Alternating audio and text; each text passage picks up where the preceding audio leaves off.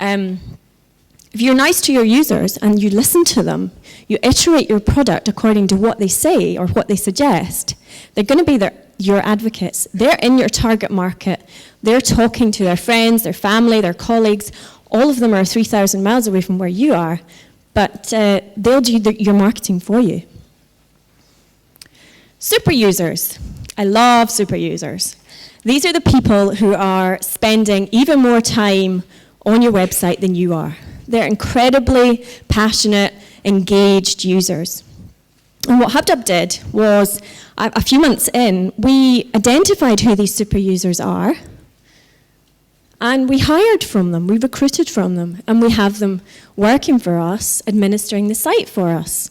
We have a team of around 6 people in the States, in Australia, in Europe, who are administrating HubDub.com for us, settling the markets, working out problems. We've also got a team of around 6 people who actually work for free. They have superpowers on the site, moderating the site, and there's no expectation on them. If they're not around, they're not around. That's absolutely fine, because we don't pay them.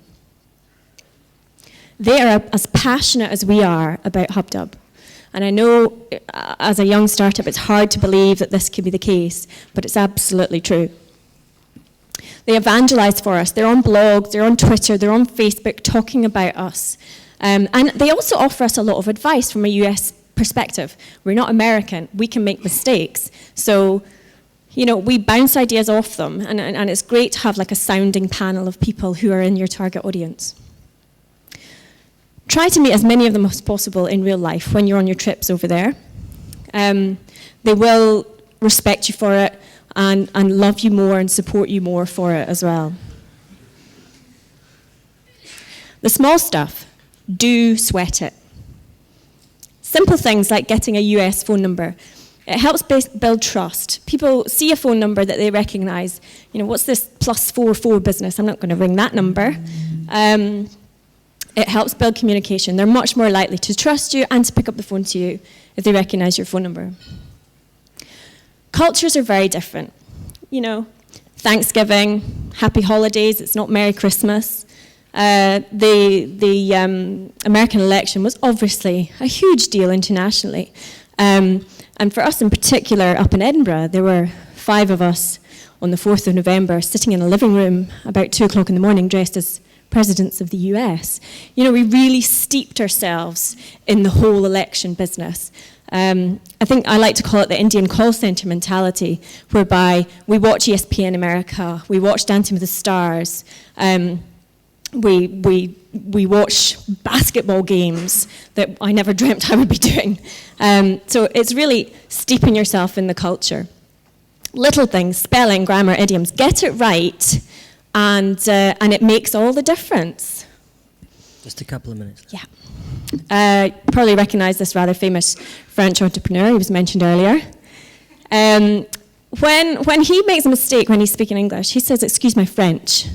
And I often find myself saying, "Excuse my Scottish," or "Excuse my British," particularly if I happen to start speaking slang. So, you know, watch out for that. It can really alienate your audience, and really, some things just don't even try and translate. So I'm really glad that you laughed there, because humor, no matter how you spell it, can be a really dangerous thing. If you do choose to use it, it can be misinterpreted by at least one person, if not more. We did try to use it to diffuse a rather difficult situation on our forums at one point in the early days. It didn't work. We never did it again. So, in short, respect your customers, learn from them.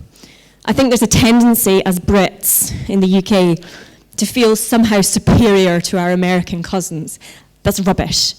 You have to have respect. And honestly, if you are going to launch your UK-based startup in the States, please don't be an American idiot or an idiot in America. Thank you. Awesome. Fantastic. Let's get some questions in very quickly. Anybody got any points they want to make, questions they want to raise? I mean, that was really fantastic. And we don't kind of get no cultural cringe around here. You know, this is a big market to launch in. Ryan. Hey, Leslie, that was good. But you didn't talk about how you got PR, really. I mean, it was all about what makes a good product, but how did you get Wired to cover you, and et cetera? Besides paying a lot. Yeah, well, the initial launch was where we got the vast majority of the PR. We were covered, in the first week, we were covered in about 100 publications. And that was purely because we were at demo. We were launching our product at demo. We were one of... don't answer. A lot. I know, it costs about $18,000, right? Yeah, exactly. To launch a demo. Exactly. I don't want to embarrass you, but I'm just saying, a demo is where people pay to launch. But it's an extremely, it's a good platform. We hate their guts, but never mind. We are TechCrunch. And it depends on what type of company you are as to whether it's worth it or not. Okay, one at the back there, and then one at the front, and then... I was just wondering what you had felt in terms of having a physical presence there. Did you have actual offices? Do you have a legal entity in the States? Nothing. We have advisors out there. My husband and I and our CTO travel out every month or two, but other than that, we're based in Edinburgh. You obviously had a big bang launch after 2 months. I mean, how confident were you in the product? I mean, did you have a soft launch beforehand? I mean, what if, because obviously the danger of a big bang launch is you do it, people come, they don't like the initial experience, and they leave. Yeah, I mean, looking back, I just think, gosh, we were so blindly optimistic about the whole thing. But yeah, it was a gamble, but it worked. We had a private beta in the middle of January, 2 weeks before the big launch, which was just really friends, family, colleagues, ex-colleagues, and they loved it. So we kind of thought, well, let's just go for it. I think the simple answer is a bloody good product, actually.